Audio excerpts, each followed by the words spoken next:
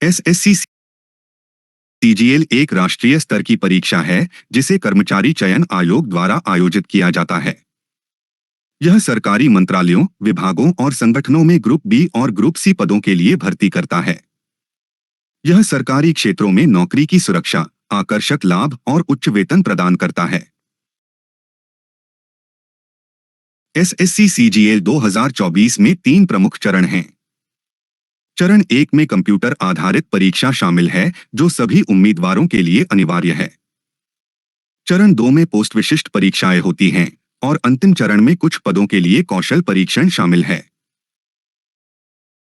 चरण 1 परीक्षा में 100 प्रश्न होते हैं, जिन्हें 60 मिनट में हल करना होता है। इसमें कुल 200 अंक होते हैं।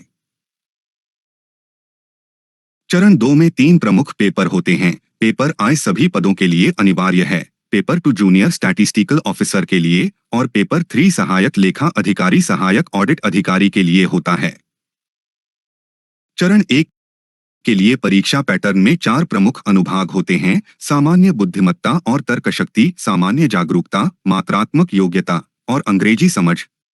प्रत्येक में 25 प्रश्न और 50 अंक होते हैं।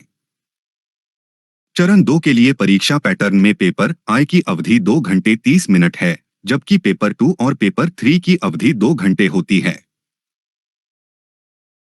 पेपर आई पैटर्न में गणितीय क्षमताएं, तर्कशक्ति और सामान्य बुद्धिमत्ता, अंग्रेजी भाषा और समझ, सामान्य जागरूकता और कंप्यूटर ज्ञान परीक्षण शामिल हैं। पेपर 2 और पेपर 3 के लिए 100 प्रश्न और 200 अंक होते हैं और प्रत्येक पेपर की अवधि 2 घंटे होती है।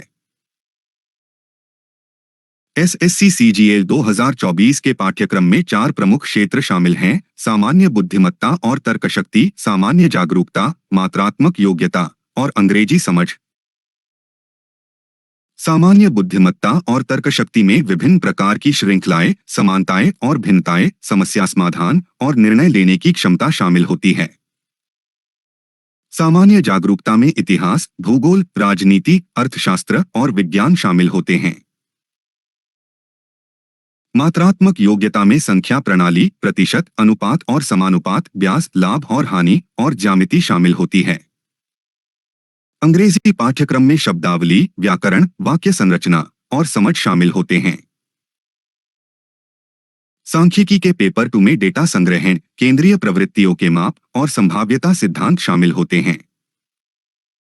वित्त और अर्थशास्त्र के पेपर 3 में वित्तीय लेखांकन, भारतीय अर्थव्यवस्था और मौद्रिक नीति शामिल होती है। डेटा एंट्री स्पीड टेस्ट में 15 मिनट में 2000 शब्द टाइप करने होते हैं। यह परीक्षा उम्मीदवारों की टाइपिंग क्षमता का मूल्यांकन करती है।